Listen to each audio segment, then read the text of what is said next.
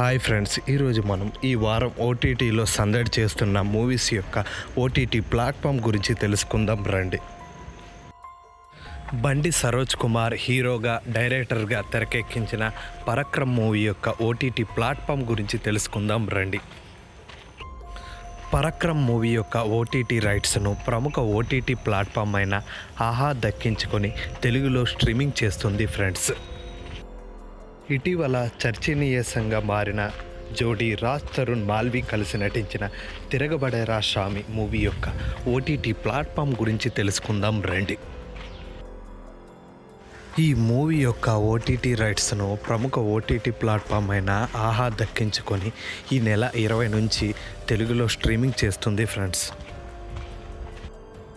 బిజు మీనన్, ఆసిఫ్ అలీ కలిసి నటించిన మలయాళం మూవీ అయిన తల్వాన్ మూవీ యొక్క ఓటీటీ ప్లాట్ఫామ్ గురించి తెలుసుకుందాం రండి.